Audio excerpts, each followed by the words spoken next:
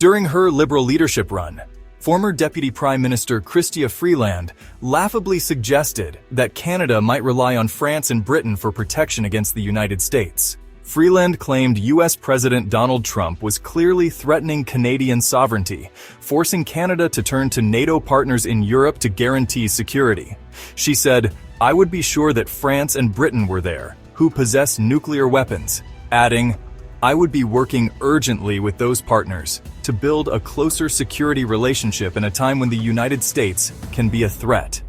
The idea that countries across an ocean could defend Canada from its closest neighbor with whom it shares the world's longest undefended border is divorced from geography, capability, and common sense. It's true that France has the largest armed forces in the European Union, with 201,000 military personnel and 62,000 civilians.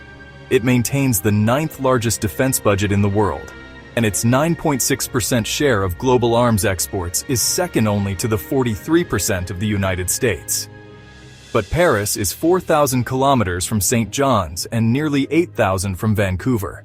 That's not close enough to shield Canada. As for Britain, its military is a shell of its former self. At the start of the Second World War, Britain had a force of 700,000. Today, its army consists of just 108,000 personnel, including 25,000 reservists. Most active troops are deployed offshore, and only about 10,000 could be mobilized quickly at home. British historian Dr. Mark Felton has detailed the UK's vulnerability in recent months.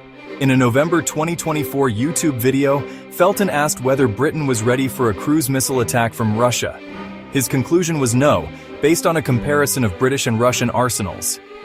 A functioning airborne warning and control system, or AWACS, could help detect incoming threats, but Britain's 3 new E-7 Wedgetail aircraft won't be ready until late 2025. While Britain still has 137 Typhoon fighter jets, 30 of them are being retired this year. Of the 48 F-35s Britain originally ordered, 37 have been delivered. Britain's defense assets are concentrated and quite vulnerable.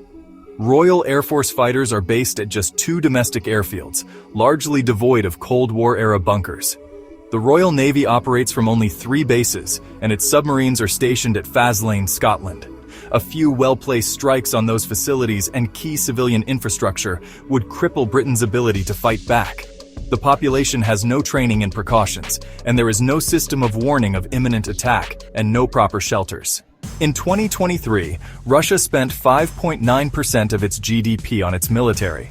The US spent 3.4%. Although Britain spent 4.1% of its GDP on defense in 1990, it now spends just 2.3%. The British Army, oddly enough, has 500 horses, more than twice its number of tanks. In 1991, Britain had 1,200 Challenger 2 main battle tanks. Today, it has only 213, partly due to sending 14 to Ukraine. Of these, only 157 could be made combat-ready within 30 days. Felton also highlights the disproportionate admirals to warships in today's Royal Navy. It has 62 commissioned vessels, but only 25 are designed for combat. Yet the Navy employs 40 admirals. With 32,225 personnel in total, that's 1 admiral for every 805 sailors. In 1939, the Royal Navy had 1,400 commissioned vessels, including 367 combat ships.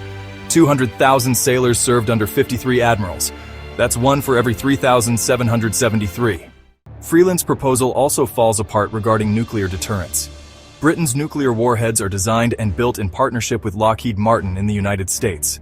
The Trident missiles that carry them are leased from the US, serviced in Georgia, and tested in Florida. Britain has no independent nuclear deterrent, only a shared one reliant on American support. Britain has 9 submarines, 4 of which are Vanguard-class vessels equipped to carry nuclear missiles. All 4 have surpassed their intended 25-year service life, and only 1 is on active patrol at a time. The next-generation Dreadnought submarines, expected in the early 2030s, will also depend on American Trident missiles. For good reason.